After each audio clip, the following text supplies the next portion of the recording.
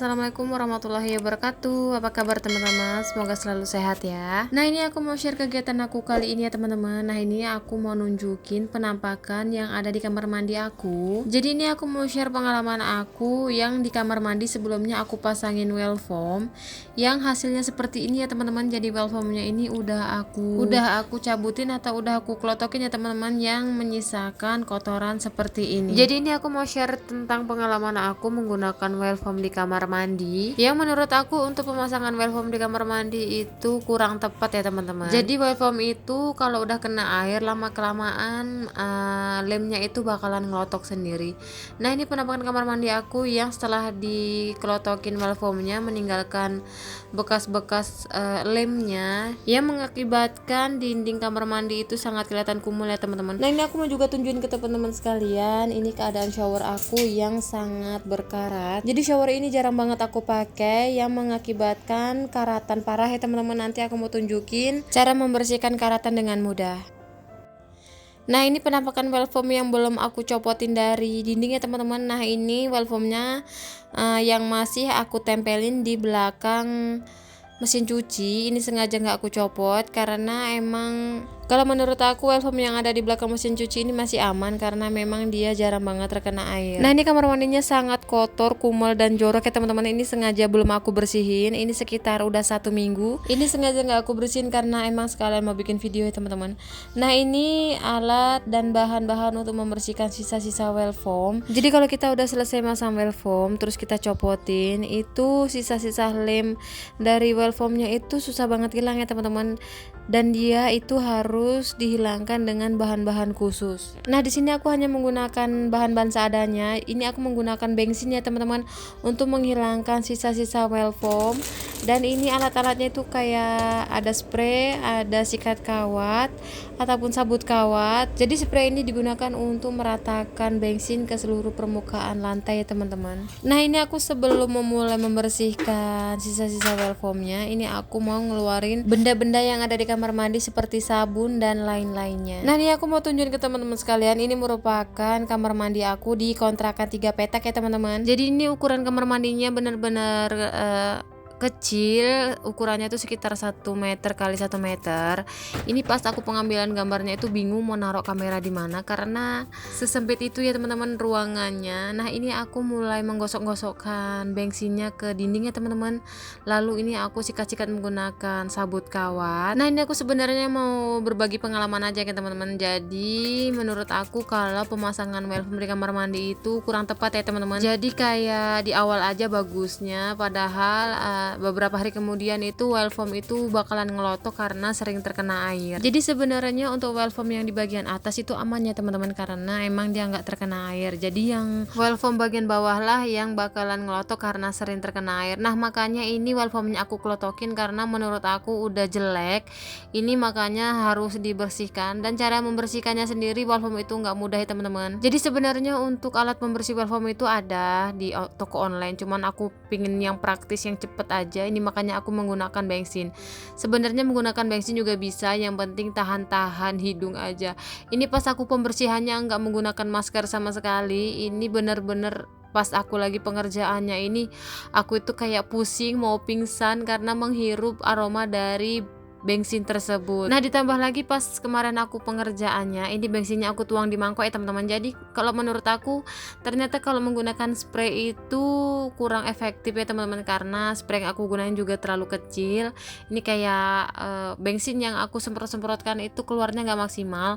Ini aku langsung aja tuang di atas mangkok, langsung aku sikat-sikat menggunakan sikat baju. Dan ternyata alhamdulillah gampang banget well foamnya ngelotok. Ini pas pengerjaannya lumayan cepat. Tapi ya itu ya teman-teman, ini bensinnya benar-benar bikin aku pusing. Ini pas aku pengerjaannya bisa 3 kali istirahat ya teman-teman. Jadi aromanya itu bikin aku puyeng karena aku sendiri nggak menggunakan masker ya teman-teman. Ini makanya buat teman-teman yang ingin membersihkan well foam ataupun sisa-sisa well foam menggunakan bensin, disarankan untuk menggunakan masker. Nah, ini bensin yang aku tuang di mangkok pertama ini udah habis. Ini mau aku tuang lagi. Jadi kemarin pas aku pembersihan di kamar mandi ini aku menghabiskan bensin itu sekitar 1 liter ya teman-teman. Dan itu menurut aku lumayan cukup banyak karena modal dari pembersihan bensin ini lumayan banyak juga. Kalau dipikir-pikir aku kayak nyesel aja gitu ya teman-teman menggunakan well foam di kamar mandi yang tadinya aku kira bakalan estetik, malah jadi kerjaan buat diri aku sendiri. Nah ini aku pas pengerjaan di kamar mandi itu di bagian kloset aku tutup menggunakan tutupan dari bak mandi ya teman-teman, karena menurut aku kayak nggak sopan aja gitu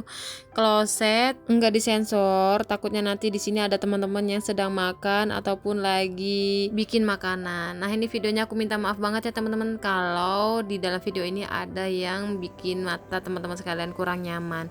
Nah ini hasil dari bersih-bersih aku kali ini penampakan setelah dibersih-bersihin menggunakan bensin. Jadi ini setelah aku gunain bensin, ini tadi aku cuci ya teman-teman menggunakan air dan sabun Sunlight, sabun cuci piring ini supaya bensinnya itu hilang dan enggak terlalu bau. Nah ini setelah pengerjaan membersihkan sisa-sisa well foam, ini aku mau sikat-sikat di bagian dinding. Jadi ini aku membersihkan dindingnya menggunakan cairan pembersih dinding. Ini aku mau sikat-sikat aja menggunakan sikat gigi yang udah nggak kepake ya teman-teman. Jadi di sela-sela dinding ini sangat kotor karena kan kemarin pas pemasangan well foam ini ketutupan dan yang mengakibatkan di sela-sela dari keramiknya ini kayak berlumut gitu. Nah ini setelah membersihkan di bagian keramik bawah, ini aku lanjut untuk membersihkan karatan yang ada di shower tadi ya teman-teman, ini menggunakan cairan khusus. Nah ini untuk membersihkannya gampang banget ya teman-teman, tinggal diolesin ke besinya ini menggunakan sikat gigi.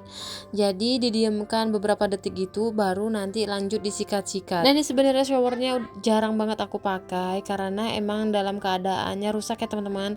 Ini makanya aku nggak terlalu urus yang mengakibatkan showernya ini berkaratan parah. Tapi nggak apa-apa ya teman-teman karena aku memiliki cairan khusus untuk penghilang karatan. Nah buat teman-teman gimana nih yang di rumahnya dipasangin shower, apakah showernya sama kayak aku gampang banget berkarat? Apakah kalau bahan besi seperti ini kalau ditaruh di tempat yang lembab gampang banget karatan ya teman-teman?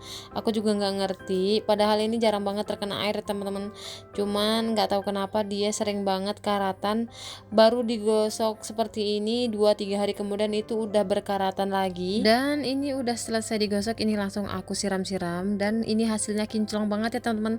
Ini gampang banget cara ngebersihinnya. Ini aku mau bandingin sesudah sama sebelumnya. Jadi yang di atas itu belum aku gosok ya teman-teman, dan yang di bawah ini udah aku gosok-gosok. Ini kinclong banget.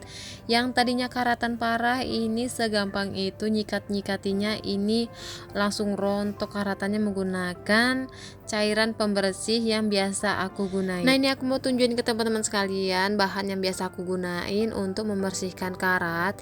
Ini yang biasa aku gunain untuk membersihkan karat di bagian shower sama seng untuk wastafel cucian piring ya teman-teman. Karena biasanya kalau seng cucian piring itu ataupun wastafel untuk mencuci piring itu gampang banget karatan. Nah ini aku lanjut ya teman-teman untuk membersihkan karatannya di bagian area yang lain. Ini aku langsung gosok-gosok aja menggunakan sikat gigi.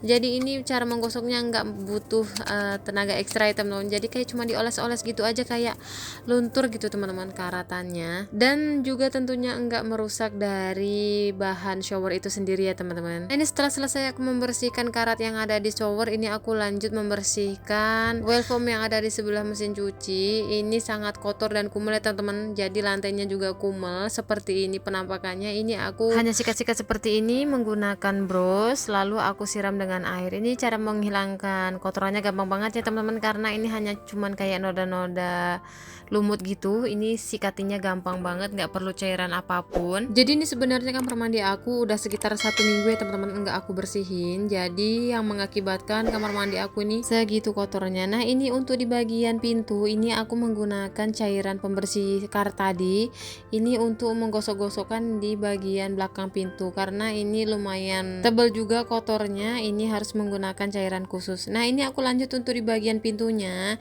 Ini pintunya berkerak banget ya teman-teman, berkerak plus campur lumut juga. Ini mau aku sikat-sikat menggunakan sikat kawat dan juga sikat baju.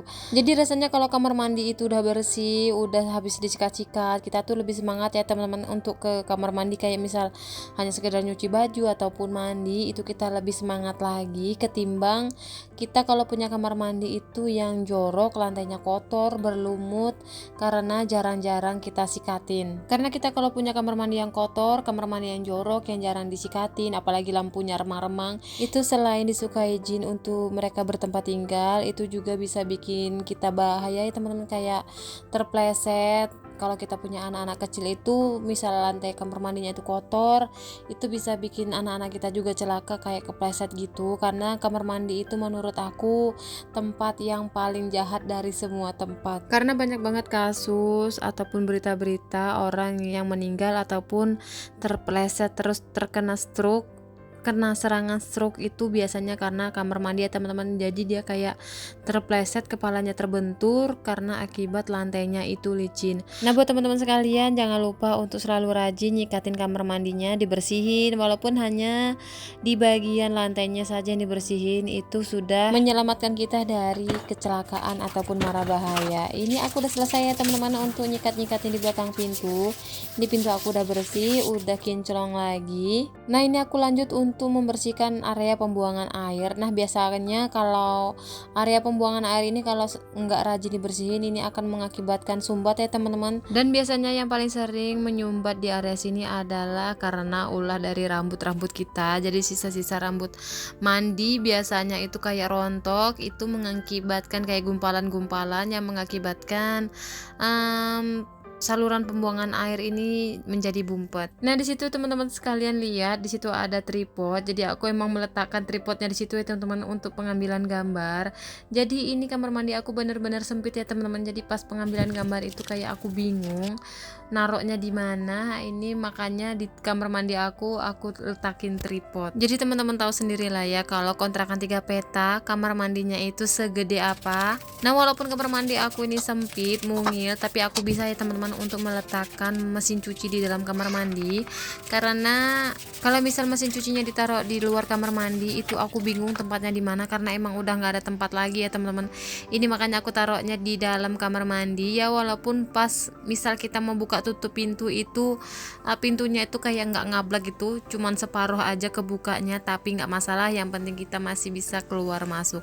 Dan inilah hasil bersih-bersih aku kali ini. Alhamdulillah kamar mandi aku udah bersih lagi, dindingnya udah bersih lagi dari sisa-sisa well foam yang tadi bikin kumel dinding kamar mandi aku.